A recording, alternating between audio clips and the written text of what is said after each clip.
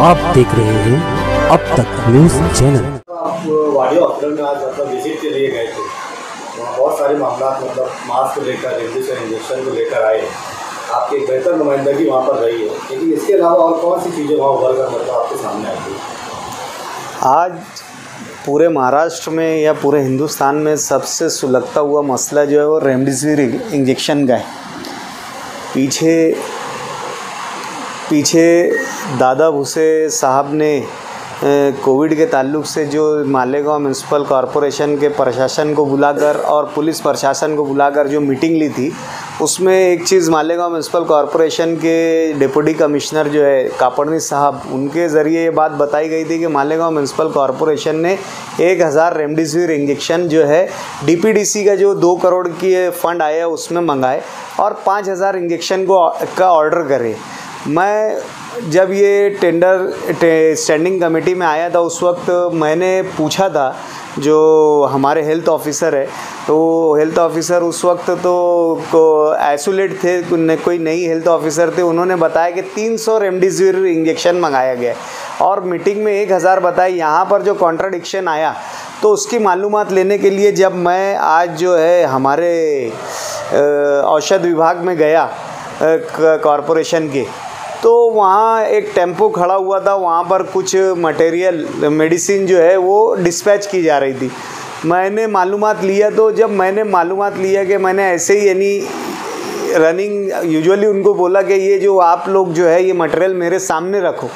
जब वो मटेरियल रखने लगे तो उसमें क्या बोलना चाहिए, N95 मास्क नहीं था और ये सेफ्ट्रैक्सोन विद टॉजोबैक्टम जो इंजेक्शन था वो नहीं था। तो वो 300 की क्वांटिटी उसकी थी और 500 N95 मास्क की थी। मैं यानी हैरत में पड़ गया कि एक ऑर्डर जो डिस्पैच हो चुका है, जिसका यानी वो उसके लिए रिसीव्ड लेटर ले लिया टेम्पो वाले ने कि मेरे ताबे में माल आ गया, और उसमें ये इतने बड़े 2 आइटम नहीं थे। तो मैं ये बात पर वो हैरान हो गया कि आज मैं इत्तेफाक से यहाँ पहुँच गया, मैं रेमडेसिविर इंजेक्शन की मालूमात लेने के लिए पहुँचा तो मेरे सामने ये मामला आया कि वहाँ पर के 300 इंजेक्शन और 500 मास्क जो है वो ऑर्डर में डिस्पैच ही नहीं किया जा रहा था। तो मैं ये चीज़ सोचा कि यहाँ पर कितने बड़े मामलात होते होंगे इस मामला। और आज पूरा शहर जो है वो दवाइयों की कमी की वजह से पूरा शहर आज जो है परेशान है। मालेगांव शहर जो है वो कोविड के मामले में आज देहातों का पर सेंटर हो चुका है। हर कोई इलाज की गरज से मालेगांव आ रहा है और मालेगांव शहर में भी जो है तकलीफ़ कोविड की हो रही है। और ऐसे हालात में इस तरीके की दवा गोली का जो मामला आया ये काफ़ी संगीन है। मालेगांव म्यूनसिपल कॉरपोरेशन ने इस पर ध्यान देना चाहिए और बरसरे इक़्तिदार पार्टी जो इस मामलात में अहम जिम्मेदार है वो इस मामलात पर ध्यान देना चाहिए कि क्या मटेरियल हमने मंगाए हैं और क्या मटेरियल जो है वो वाटअप हो रहा है। आपको क्या लगता है मतलब किसकी लापरवाही है? मतलब इतना बड़ा मतलब भ्रष्टाचार हो रहा है, रेमडेसिविर जो जिससे लोगों की जान बच जाती है, उसी को लेकर इसकी मतलब कालाबाजारी चल रही है। इसके बारे में तो जाहिर सी बात है कि आज जो बरसरे इक़्तिदार है, जो सत्ताधारी लोग हैं, वो लोगों को आज इनकी जिम्मेदारी बनती है। वो एज एडमिनिस्ट्रेटर मालेगांव शहर पर है बैठे हुए, मेयर जो होता है वो एडमिनिस्ट्रेटिव पावर रखता है, वो इंतज़ामिया का पावर रखता है, वो निगरां का पावर रखता है। तो जाहिर सी बात है मैं तो सीधा यही बोलूँगा कि ये जो है ये मेयर का काम है एडमिनिस्ट्रेशन का कि हमारे पास कितनी चीज़ आई है, कितना हमारे पास मेडिसिन आई है, कौन से दवाखाने में कितनी मेडिसिन गई है। क्योंकि ये हालात डिज़ास्टर के हालात है। ये हालात जो है ये आज जो है यानी आम हालात से हटकर हालात है, इसलिए आज निगरानी तो बेहद ज़रूरी है। ये काम जो है इंतज़ामिया की हैसियत से मेयर का है, सत्ताधारी लोगों का काम है कि आज वो ये चीज़ों पर ध्यान रखना चाहिए। आज सुलगता हुआ मसला है रेमडेसिविर, कोई जो आम बात नहीं है। आज पूरा मुल्क इस इंजेक्शन को लेकर आज बच्चा रेमडेसिविर जानता है और उसकी कमी को महसूस कर रहा है। और ऐसे हालात में हमारे मेयर और हमारे जो सत्ताधारी बरसरे इक़्तिदार लोग हैं उनको ये नहीं मालूम कि हमने कितना मंगाए है, कितना आया है। जिम्मेदार बोलते हैं 1000 की क्वांटिटी हमने ली है, 2 करोड़ का बिल अदा कर दिया और वहाँ पर 300 है। और 5,000 का हमने ऑर्डर दिया और हमारे लोगों को मालूम ही नहीं है ये चीज़ का। तो इससे ज़्यादा बुरी बात जो है हमारे लिए नहीं है, शर्मिंदगी की बात नहीं है। इसको बरसरे इक़्तिदार को आज हम सियासत की हैसियत से इल्ज़ाम या वो तराशी नहीं कर रही है, वाकई में इनकी आज जिम्मेदारी है। आज बरसरे इक़्तिदार होने की हैसियत से, निगरां होने की हैसियत से इनकी ही जिम्मेदारी है कि वो गांव के इन संगीन सूरत हाल पर नज़र रखे और तमाम इसका मैनेजमेंट करे। 95 मास्क उतना महंगा 150 रुपये का मास्क होता है, लेकिन सिविल हॉस्पिटल में चले जाओ, सहारा में चले जाओ, कोई भी कोविड सेंटर में चले जाओ, किसी अधिकारी को भी वो नज़र नहीं आता है, आता है तो जाता कहाँ है। यही सब तो बातें हैं कि आज ये छोटी छोटी बातों पर ध्यान रखने का जो है आज हमारी जिम्मेदारी है। दवा गोलियों पर ध्यान रखने की जिम्मेदारी है, दूसरे जो इक्विपमेंट्स आ रहे हैं उस पर हमारी ध्यान रखने की जिम्मेदारी है। कोविड के टाइम में हमने जो बेड मंगाए थे, जो कोविड सेंटर बनाए थे, वहाँ के तकरीबन तमाम सामान चोरी हो चुके। जो हमारा HSDP का कोविड सेंटर बनाया गया था, वहाँ के डोर चोरी हो गया, वहाँ का तुम बोलो वहाँ के पंखे चोरी हो गए, वहाँ के बेड चोरी हो गए, वहाँ नल के कॉक चोरी हो गए। ये सब क्या चल रहा है, यानी ये क्या हालात है के अंदर। इससे पहले मतलब जो गाड़ियाँ खरीदी उसमें बैटरी चोरी हो गई, अभी महानगर पालिका की गाड़ियों में बैटरी चोरी हो गई। तो मतलब जहाँ से मतलब पूरा शहर चलता है वहाँ चोरियाँ हो जा रही है। यही सब बात है कि आज यानी किसको हम जिम्मेदार ठहराए। बार बार हम आवाम के सामने ये बात ला रहे हैं कि किस तरह बरसरे इक़्तिदार और इंतज़ामिया तसहली का शिकार है, किस तरीके से सुस्त रवि का शिकार है, किस तरीके से यानी आवाम की मेहनत की गाड़ी कमाई से आने वाले कारपोरेशन टैक्स के ज़रिए जो इंतज़ामात है और जो चीज़ें वो उसका किस तरीके से दुरुपयोग हो रहा है, किस तरीके से चोरी और क्या ये हो रहा है। ये आज यानी एकदम अजीब शहर में माहौल हो गया।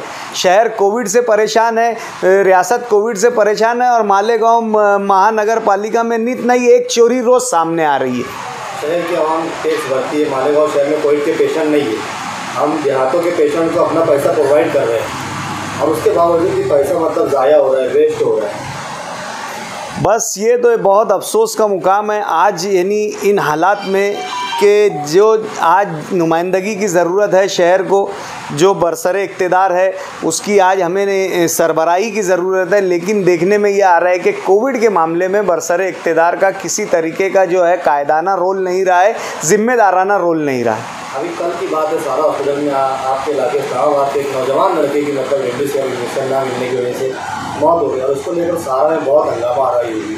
डॉक्टर भी स्ट्राइक पर चले गए। मतलब ऐसा है कि अगर कोई बोलने जाए तो स्टाफ स्ट्राइक पर चले जाते हैं। इसको आप कैसे देखते हैं? देखिए, कोविड के तनाजुर में हमें सब बात सोचने की ज़रूरत है। आज बहुत संगीन और इमरजेंसी सूरत हाल है।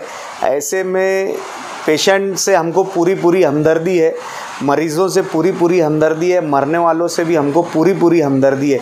लेकिन इसका दूसरा पहलू ये भी देखना चाहिए कि हमारी समाज की लेडी डॉक्टर्स आज रमज़ान महीना बोलो, हर चीज़ को यानी हर चीज़ की कुर्बानी देते हुए वहाँ पर खिदमत अंजाम दे रही है। ये आज शहर को जिन हालात में, उन हालात में आगे बढ़कर मालेगांव के BUMS डॉक्टर्स जो है वो अपनी पूरी तरीके का 100% अपना एफ़र्ट कर रहे हैं, अपना परफॉर्मेंस दे रहे हैं। ऐसे हालात में हमें दोनों बाजू को सोचना भी चाहिए। जो डॉक्टर आज पूरी तरीके से कौम और मिल्लत की खिदमत कर रहे हैं, आज शहर ने कोविड के मामले में जो नुमाया मकाम बनाया है, जो मज़बूत पहचान बनाया है, ये मालेगांव के डॉक्टर्स की ही देन है।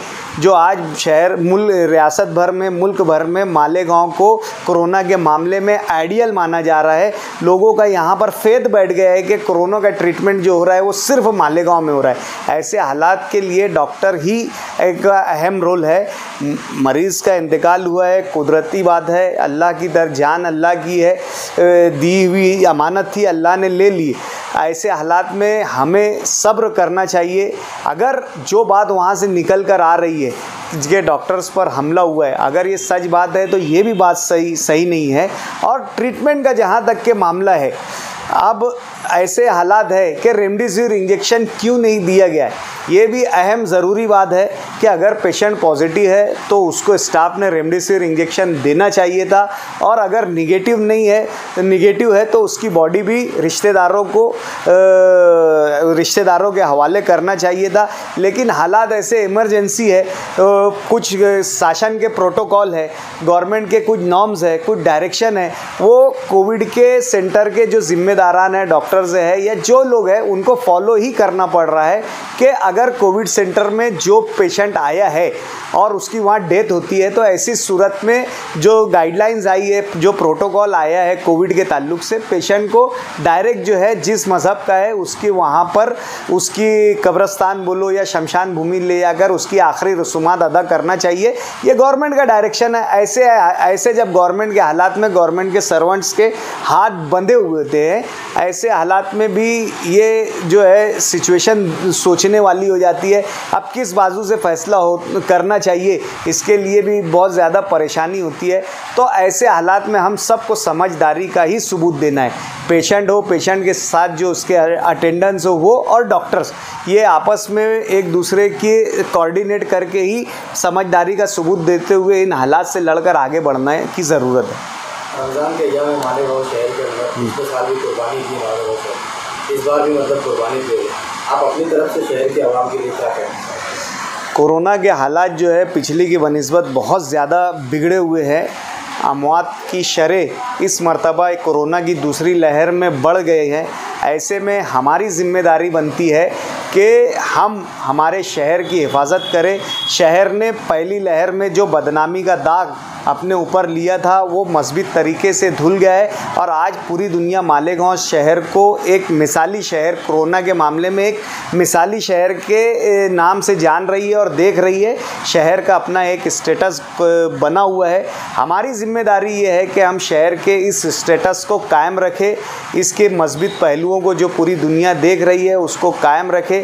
आज शहर की जो नेक नामी कोरोना के हालात में है उसको कायम रखने की हमारी ज़िम्मेदारी है। कुदरती तौर से मालेगांव शहर के लोगों का अल्लाह ताला ने रमज़ान की बरकत से बोलो या किसी और वजह से बोलो, इम्यून सिस्टम जो है बहुत मजबूत हो गया है, और मालेगांव शहर जो है वो अभी तक के कोरोना के दूसरी लहर के हमले से महफूज है। अल्लाह शहर को इसी तरीके से आगे भी महफूज रखे।